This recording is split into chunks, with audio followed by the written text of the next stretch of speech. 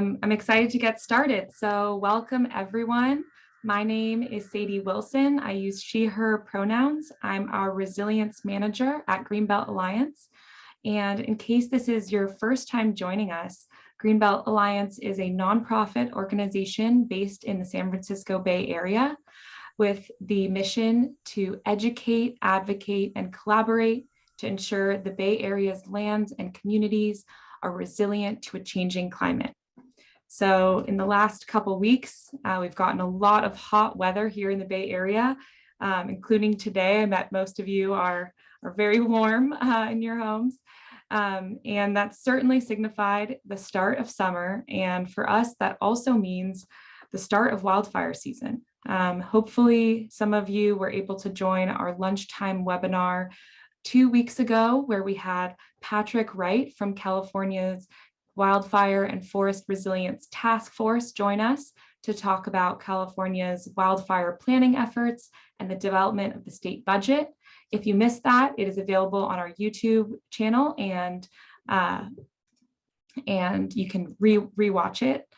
But today we're really excited to continue to build on that theme with this webinar, our second in our June wildfire series that honors our 1-year anniversary today of releasing our white paper documenting the critical role of greenbelts in reducing our wildfire risk. So this original research is available on our website, and you can access it via the link in the chat and download the whole white paper. And finally, this webinar is also part of the Resilience Playbook Webinar Series, a series of programming that dives deeper into the 5 action areas of the Resilience Playbook, including housing, nature-based solutions, equity, wildfire, and water resource management. These series have featured conversations with experts from around the region to get a look at on-the-ground work, what they're doing to put these policies into action. And we even have a chapter called Coexisting with Wildfire that has some of these policies that you can employ in your city. So if you haven't gotten a chance to take a look at the playbook, it's a collection of curated policies, strategies, resources, toolkits that are all aimed at supporting local decision makers and community leaders in advancing climate adaptation at the local level. So really check it out in the chat. There's a link. Great. So today, getting to the core of it, I'm so excited to have 2 amazing guests with us to talk about how they envision our region and our communities adapting to live with fire and dig deeper into what it takes to prepare the Bay Area for a wildfire resilient future. So first we have Dr. Sasha Berylman, who is currently the director of Audubon Canyon Ranch's Fire Forward program, where she leads trainings on prescribed fire and does capacity building around the North Bay area. Sasha earned her doctorate in wildland fire science from UC Berkeley with a focus on using prescribed fire for restoring healthy ecosystems. She was also involved in developing California's new state-certified burn boss program in 2019 and recently became California's first state-certified burn boss. Sasha is a prescribed fire training exchange coach and leader, and also a board member of the American Wildfire Experience, and she co-chairs the North Bay's Good Fire Alliance Prescribed Burn Association. So Sasha, welcome. And would you like to say a couple words about what you're working on now and what's been exciting you lately about the world of wildfire? Sure. I'll just add that we have a fellowship program that we're just wrapping up the first year of and launching the second year of. And I'm stoked to see that one of our awesome fellows, Taj Hittenberger from Point Blue, is here, who's in the graduating cohort, and David Leva from Hanford ARC is here, who's in the upcoming cohort. So just so many really cool folks around this region doing awesome work. So yeah, excited about that. Awesome. Well, welcome. We also have Dr. Crystal Kolden with us today, who is a pyrogeographer who conducts research on causes and consequences of increasing wildfire disasters and understands how we can live with wildfire in her role as a professor at UC Merced. She began her career as a wildland firefighter for the U.S. Forest Service, working near Lake Tahoe, and was a professor of fire science at the University of Idaho for 10 years before starting her current role. When she isn't working with communities to develop community wildfire protection plans and other adaptation strategies, Crystal is either prescribed burning on her own property in the Sierra foothills or enjoying the mountains with her family. Crystal, welcome. So excited to have you here. Would you like to say a couple words about what you're working on lately, or what's been bringing you joy or exciting you about wildfire resilience?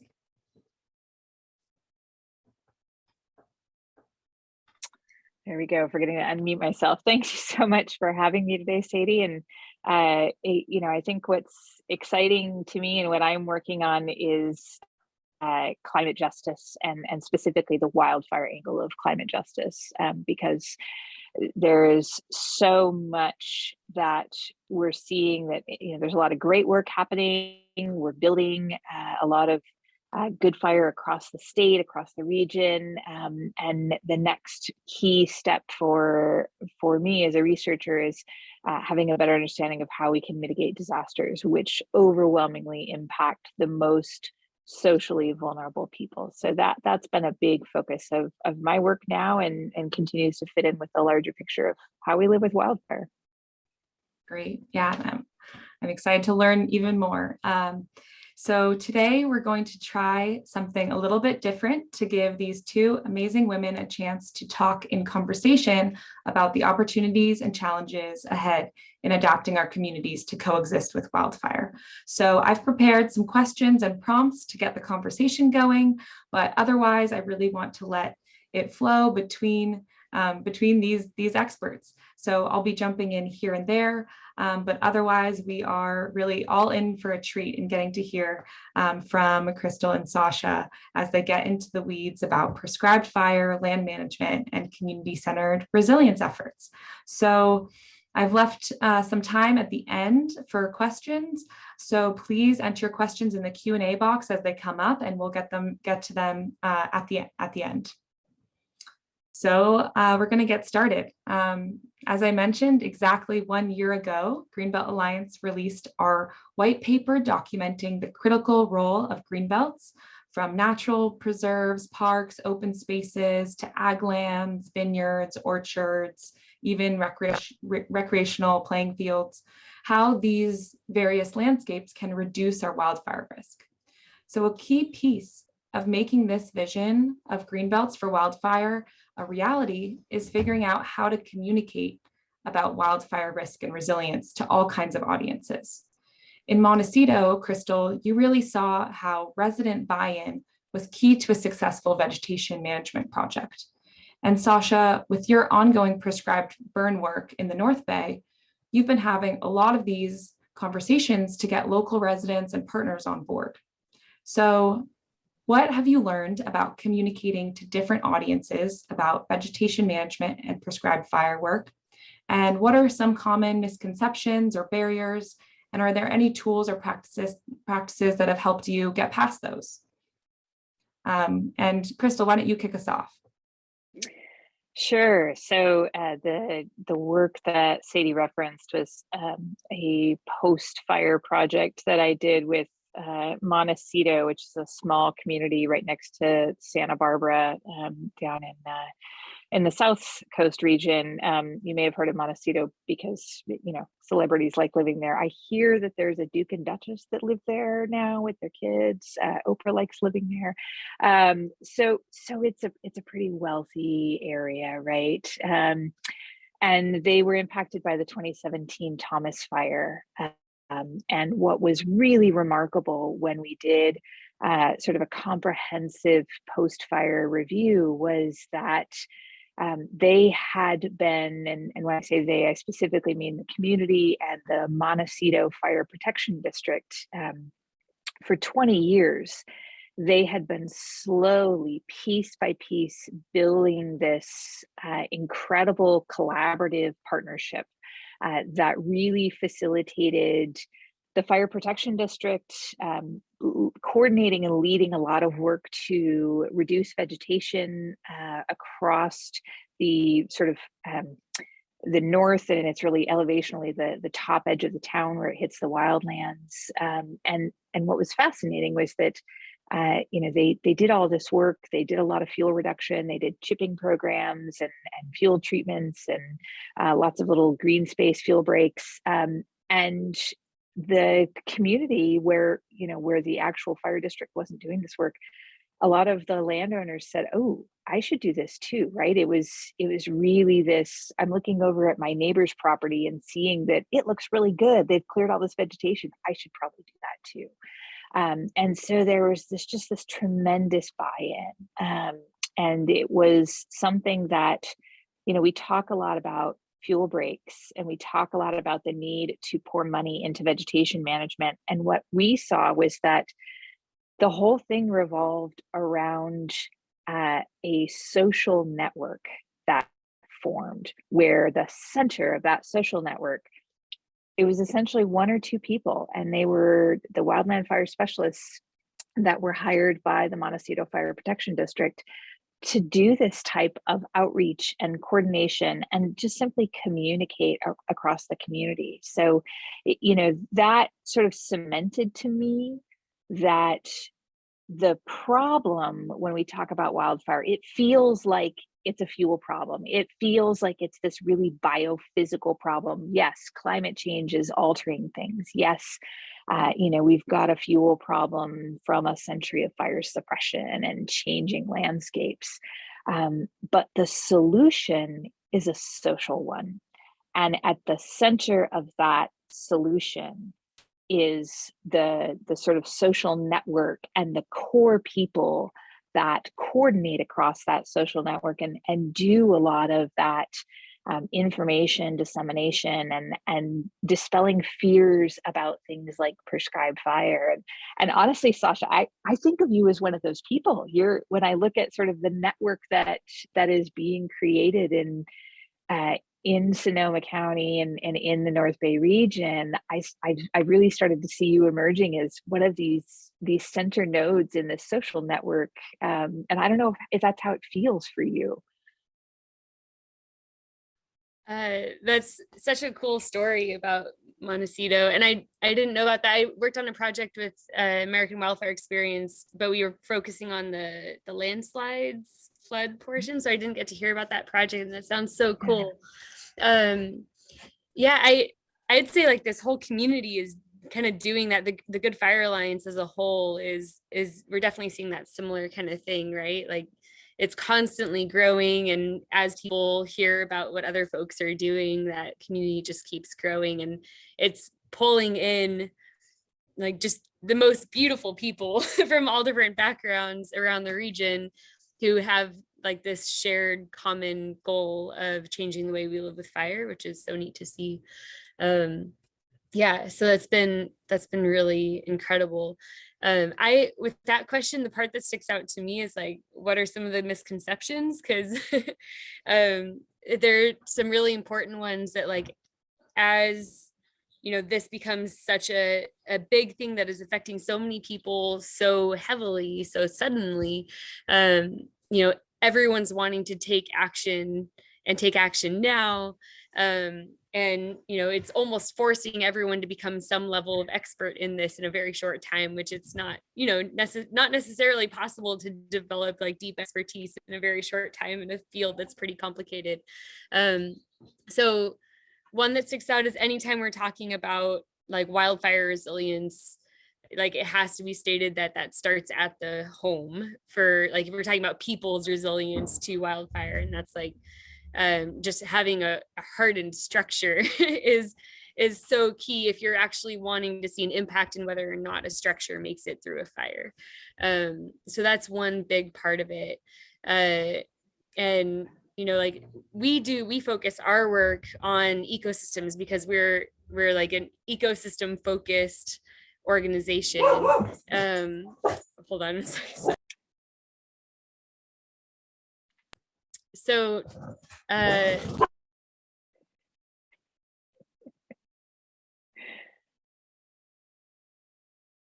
I'm sorry, I had to do this meeting outside because my house has other things going on, and the dogs are barking at a truck. But so the house being hardened is one, and then another one is people get really freaked out about ladder fuels, and it's not that they shouldn't, but it's that like surface fuels are what drives fire behavior in most cases.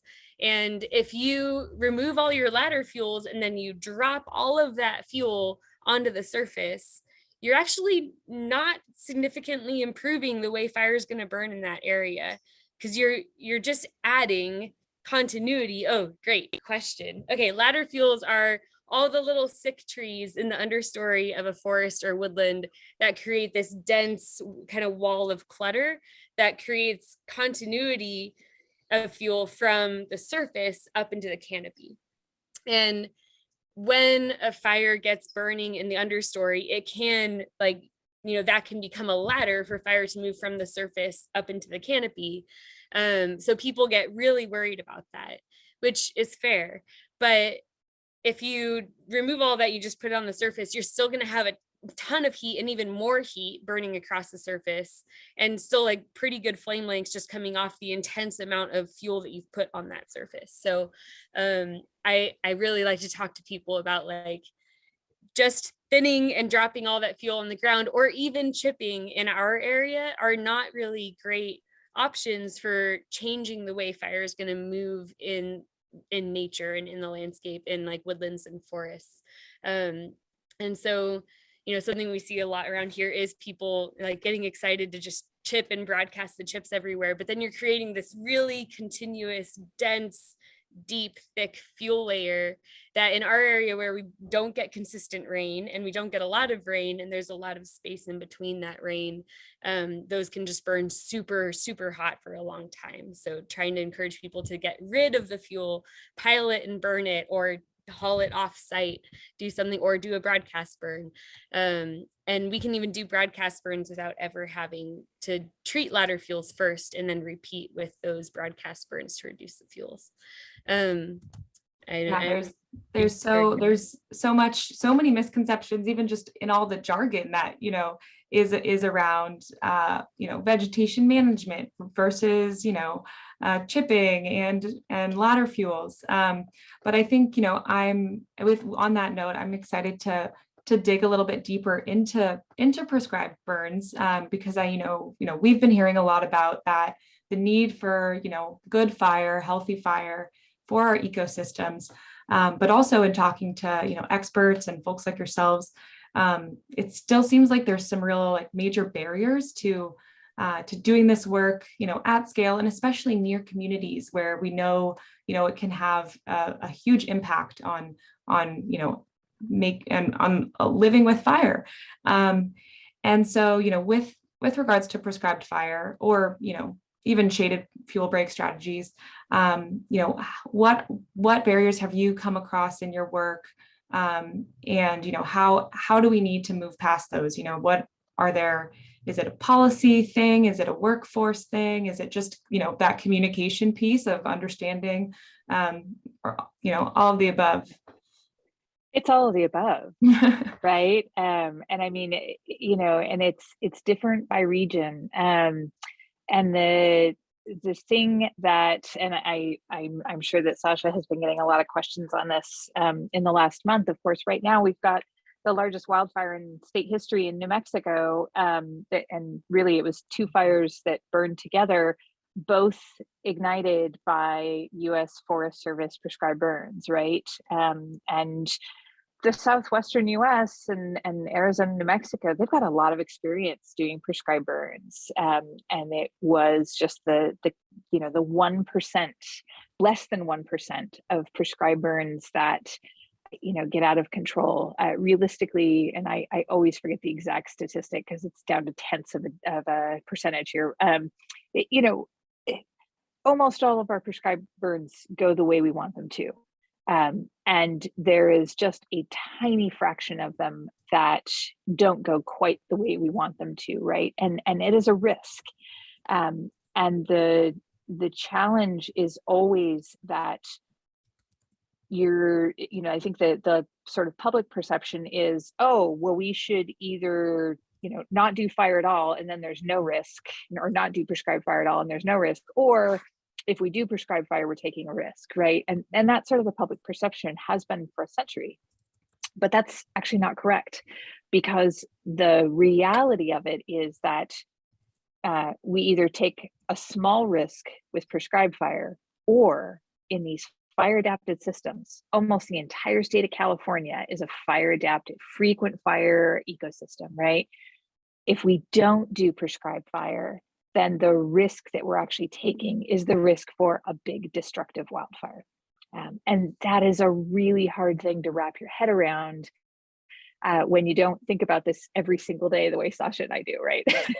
And so there's a real fear of fire. There's a fear because every once in a while we do hear about these prescribed fires, getting out of control and doing some damage. And even when they do get out of control, most of the time when we call a prescribed fire escaped, right, which means it escaped the plan or the prescription that we set for it, it often means that, oh, it just burned a little bit across the road. A spark fell across the road and burned an extra, 5 square feet or something like that.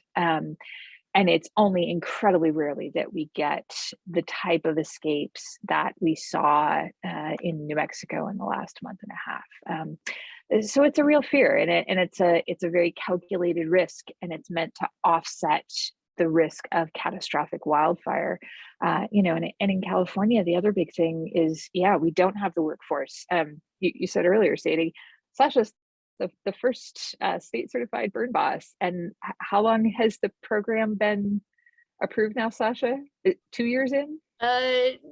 Yeah, we launched it based on Senate Bill 1260, or we created it in 2018, and they just started issuing certificates this year. Yeah. So it took 4 years between creation of the program and for Sasha to become the first state certified burn boss, right? And she's got extraordinary credentials. So imagine how challenging it is to get a lot of other folks certified, and the risk that they take on in doing so, and becoming a certified burn boss. And California's also got the strictest air quality regulations in the country.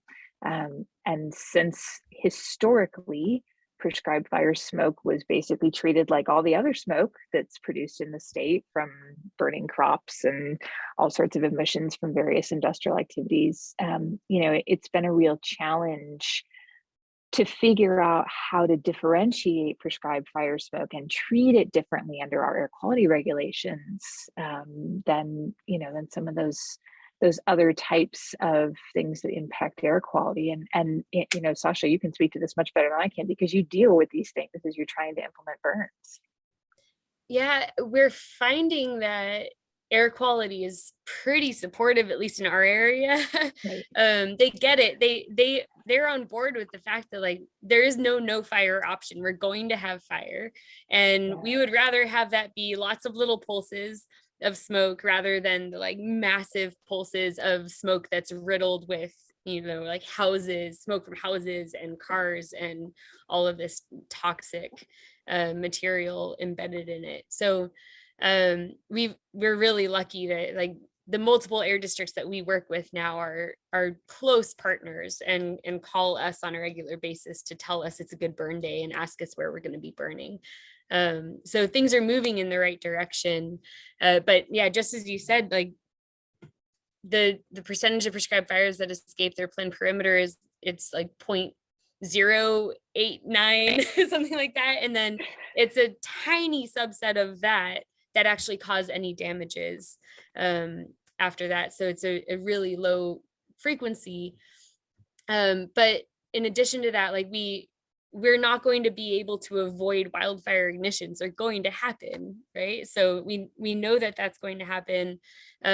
So some small percentage of those coming from people trying really hard to do really important work that's been made extremely challenging from the 150 years of mistakes that we've made is like, that's going to have to be something we can tolerate, knowing that that's going to happen some tiny percentage of the time, so that we can make progress in our overall problem that we're facing here. And yeah, it's such a crazy thing to like wrap our mind around, but it's so important. Sasha, you guys have people come out to Audubon Canyon and either see a prescribed burn happening, or come out in the aftermath of a prescribed fire and see what it looks like. What's the number one thing that people see that surprises them, or that they thought it would be really different, and then they come out and see what it looks like in reality, and they're like, oh, I didn't think it was going to be like that? Usually that it's kind of boring. It's like you're seeing live fire on the ground, so that's cool, but it's very organized. Like there's a pace to it. We're nursing fire down the hill, so usually even like the fire behavior isn't all that exciting. It's more flashy in grass, but when we're in forests or woodlands, it's this kind of like slow paced whole process. So that's a big one, especially when people have a lot of fear around fire. It actually, what we've seen a lot in this community is with all the trauma people have faced regarding wildfires, when they come out on prescribed burns, it's a really healing experience for a lot of folks in the community. And it's that healing is part of what's drawing a lot of folks in this community into this work, is that they want to rewrite their story and their relationship with fire, and have one that's more empowering rather than victimizing. I love that. And the idea that you can take control of your relationship with fire, which in the past has been traumatized by the 2017 event, the 2019 event, the 2020 event. Do you find that there are a lot of people that come out and work with you in the canyon and then come away saying, yeah, you know what? I think I could potentially do this on my own property, or I would feel more comfortable doing something with fire now? Yeah, I think a lot of that, and a lot of people who, come out and test the waters, come out on one prescribed burn, and then are like, okay, I need to do this more so that I can really develop this as a part of like my toolkit living in this region that's heavily fire adapted. So yeah, we see a lot of that. Absolutely. That's awesome. And, I love the point too of, if we do nothing, it's not like this our landscapes won't change. Our landscapes are changing, all kinds of climate impacts. And to be able to, empower ourselves and protect our communities, we need to be ahead of it, and, introduce that fire. So yeah, it's so important to keep in mind. And, I think also with prescribed burns and prescribed fire, of course, this isn't new. This landscape management technique has been practiced for, so many hundreds of years. And so, as two women in this field that is dominated by men, I am curious if you have thoughts about how the field is changing, and how we can support, greater inclusion in this work. And what barriers we need to break down to do that, especially with the need for more trained professionals, but also how we honor and understand our experts, our Indigenous experts, as experts in land management. So how can we support groups that have been left out of the conversation too often, and make wildfire resilience efforts more accessible and inclusive? Yeah, that's a great question. What I absolutely love about teaching in this field as an instructor is that and Sasha, I think you came out of Scott Stevens' lab, right? When I look at the number of women who are in programs or in positions now where they are looking to apply good fire, right? And looking to be a positive force for change in this field. It's really remarkable, because firefighting is such a male dominated thing still to this day. And then we look at the flip side, and the people who are working in, in prescribed burning groups and nonprofits, and, getting graduate degrees or even undergraduate degrees in fire ecology and trying to be a force for good. There's this really high percentage of women. There's also a high percentage of underserved populations, right? Traditionally marginalized communities. And it has been a big piece of what I have done the last few years is working with Indigenous populations and trying to figure out, okay, how do we actually go through with this process? We talk a lot about trying to restore Indigenous cultural fire, right, which is what shaped the California that we colonized 150 years ago, and it is not an easy thing. But what's really remarkable in working with a lot of tribal entities is that it is very much this in many tribes a matriarchal society, and so women end up being a lot of those leaders in fire stewardship, and that has been, for me, seeing these types of patterns is just such a positive thing, and it is also something that's a great reminder that we have to keep working to be more inclusive, right? And figure out how to do that, and to do it in a way that actually enacts real change. I mentioned that I had done this work with Montecito, and that's an incredibly wealthy community, and a lot of the communities that are the most engaged, and realistically, the North Bay counties are this way as well. They're very wealthy counties, and that's a real contrast to a place like Butte County, or Plumas County, right? Places that were hit really hard in the last few years with the Camp Fire, the North Complex, the Dixie Fire last year.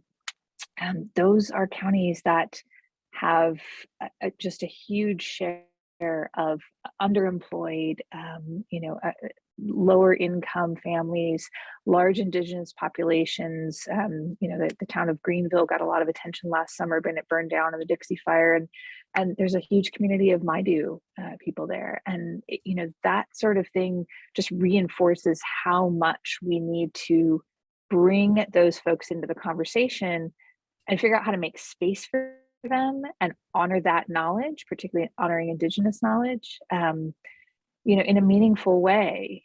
Because oftentimes what we have is sort of okay, well, if you can write a proposal for this grant, then we'll come in and do these things in your community. Well, that's great if you've got people who have experienced grant writing and have, the time and the privilege and the ability to do these things. But a lot of those underserved communities don't have that. So how do we also support them? How do we bring these type of tools and changes to them? And it's in a lot of different ways. And I don't know, I don't have the answers, right? We're still figuring this out, but it's such an important thing going forward. And have you had a lot of opportunity to do this in the North Bay, Sasha, in terms of bringing a lot of those voices into the work you're doing in Audubon? Yeah, it's constant work. Just on that grant writing piece, something I was really excited about was seeing that the Regional Forest and Fire Capacity grant program has grant writing workshops, and not just workshops, but they'll actually work hand in hand with people who are trying to apply to those grants to help them through that whole process from beginning to end, which is so cool. And yeah, moving in the right direction. It's constant work, and I'm constantly learning and growing about where my blind spots are in this. I think part of it is having diverse leadership in the community is begetting more diverse participation. So that's the baseline, doing the bare minimum, right? And then including pronouns when we introduce ourselves around the circle, and trying to be inclusive in those ways. But then there are still challenges where we're partnering with North Bay Jobs of Justice and the Watershed Training Center to offer Spanish language basic wildland firefighter training, so that we can make that available to people who don't speak English. in this region. And then, you know, dealing with like, okay, we need to start figuring out how we might provide childcare on certain burns so that folks can come out, or also not but in addition to that, and something we have been doing for a bit is when we're doing low risk, low intensity burns, making those available to a wider audience that don't meet that basic wildland firefighter standard, and including people being able to bring their kids when the conditions are such that it's safe and reasonable and responsible to do so. So we're constantly trying to like identify where our shortcomings are in inclusivity and open those doors wider for folks to come and be a part of it. Because fire belongs to everyone. That should truly be everyone. And in our community, like it's actually a pretty small proportion of the people who are in the community are landowners. Mostly they're people who like live or work in this area and care about the land, which is something that I'm personally really proud of, that it's like we're people who care, and that's part of that, like bringing fire back to the people in a meaningful way. But it's a constant growing process and constant development to make sure we're being as inclusive as possible in this grassroots effort. I love that you're looking into having childcare on burns, because I am not secretive about the fact that I have 7-year-old twins. And so since I had my kids, you know, it's really been challenging to be as involved as I was pre-kids, right? And be out in the field doing a lot of these things.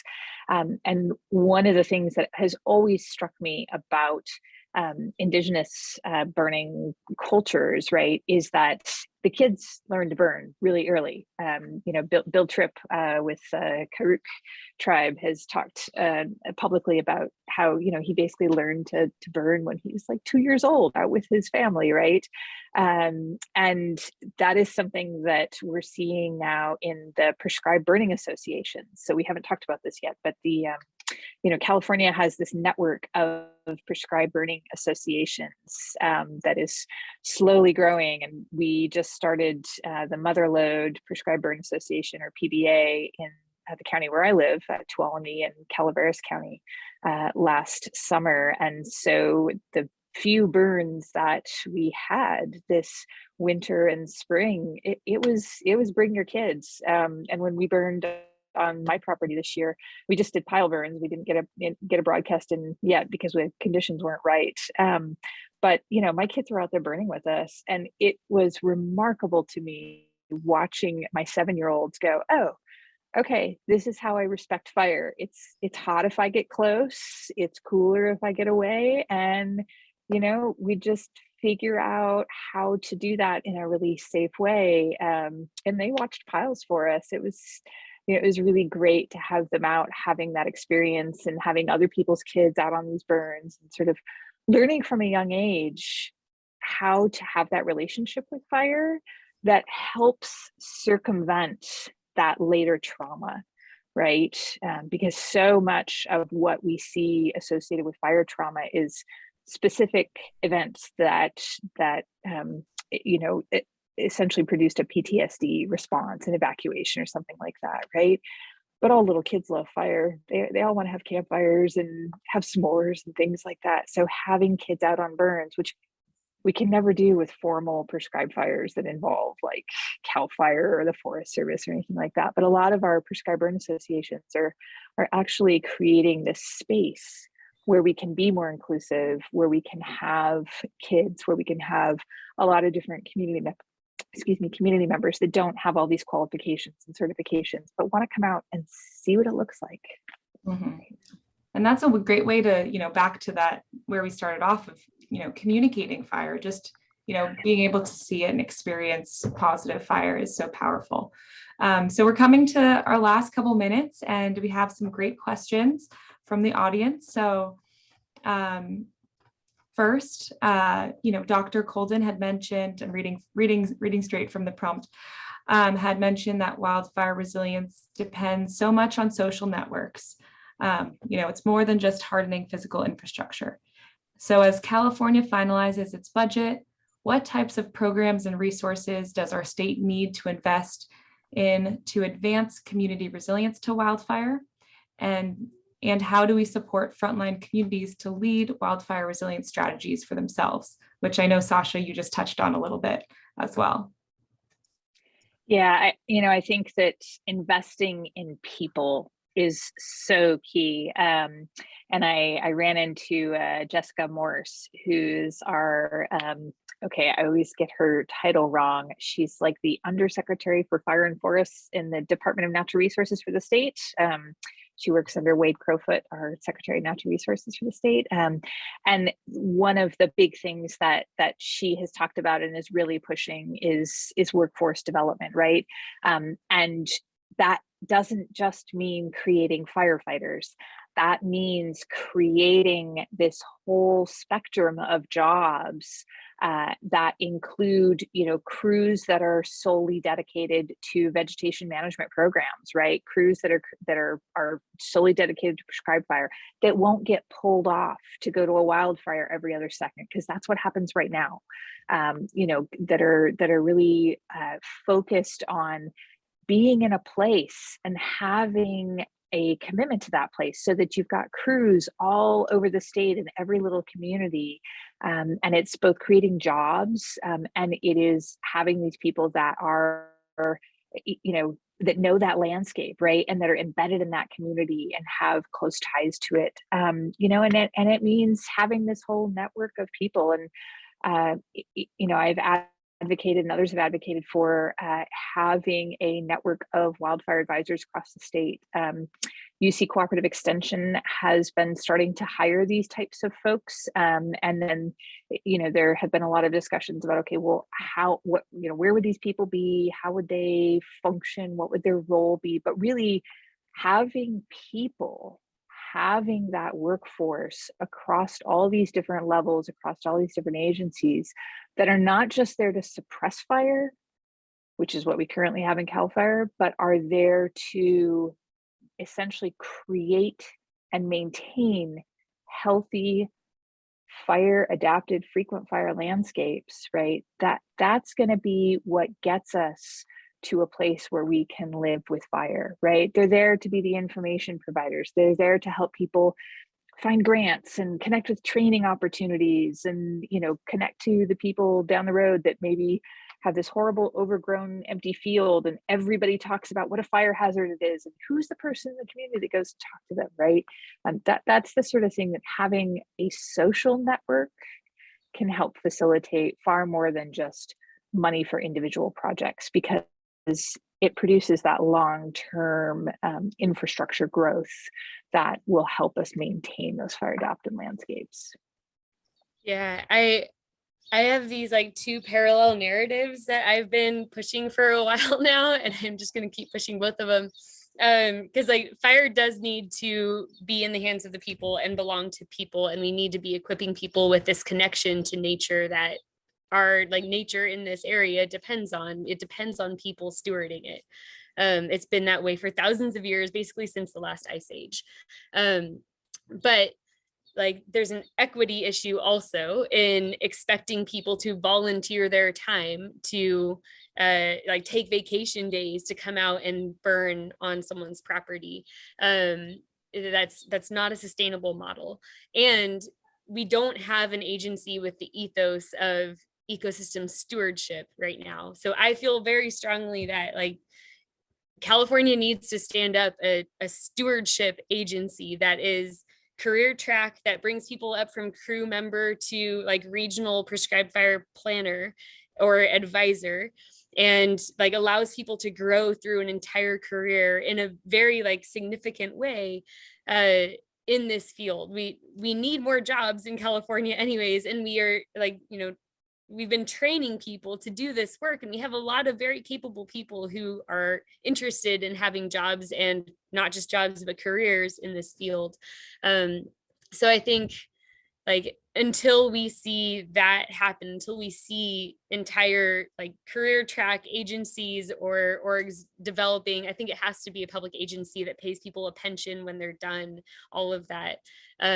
We're not going to really see ourselves solving the problem. And if we think about it or look at it from the perspective of like how much money and infrastructure we spend and have spent suppressing fire, like we need at least that much dedicated to stewardship. And so these like, you know, millions of dollars going to prescribed fire projects or fuels reduction projects that are isolated here and there all over the state, that's not ever going to be sufficient. It needs to be an entire structure that has this ecosystem stewardship ethos, that has this ethos that people have an important role to play in ecosystems and can do that in a way that's sound for the ecosystems and tends them while tending people's well-being. We can actually start to see meaningful change when we get there. That's what I want to see. That's such a great point. And it is, you know, having that sort of workforce. And Sasha, what you mentioned is, oh, we spent all this money suppressing fire. Okay, forget what we spend suppressing fire, which I feel like it's on the order of like $3 billion a year or something along those lines. I don't remember what CAL FIRE's budget is, but it's huge. So the losses from our major disaster fire years, 2017, 2018, 2020, 2021, are an order of magnitude greater, right? I think in 2018, we had a $40 billion loss year from wildfires, predominantly associated with the Camp Fire, right? So yeah, is it expensive to stand up something like this? Absolutely. Does our state absolutely depend on it and already spend a lot more than that trying to figure out how to fight these things and, you know, and then clean up afterwards from the damage? It is absolutely critical to invest in the type of work and the type of network that Sasha's talking about, to avoid those much, much bigger losses, right? Which we all pay for, friends, because I personally am on the FAIR plan because I live in the, you know, red, what the heck are you doing living up there zone? You know, and it's not cheap. And what's crazy is that it's still just bleeding out because of all of the losses that we have seen in recent years. So it's cheaper to be investing and creating jobs around good land stewardship than it is to be trying to clean up after disasters. Yeah, I feel like it's a good note to wrap up on. I can't believe we're already out of time. This has been such an amazing pleasure to talk to both of you and to have you on today. So thank you so much for joining us. I learned so much, and you know, I know this conversation will continue. There's a lot of great pieces that came out of this. And thank you to all that joined the webinar today. This talk will be recorded and will be available on our YouTube channel. And if you'd like to learn more about the work of our experts, there are some links in the chat as well. And yeah, we thank you so much for being here today and joining us. And of course, the work we do to protect the Bay Area's natural and working lands and create thriving communities is made possible by you. And we greatly appreciate your support. So if you are able, consider making a donation by visiting our website. We greatly appreciate it. And other than that, stay safe, everyone. Stay cool. And thank you so much for joining us today. Have a great one. Thank you. Thank you so much. So good talking to you, Crystal. Nice to meet you. Absolutely. All right, bye.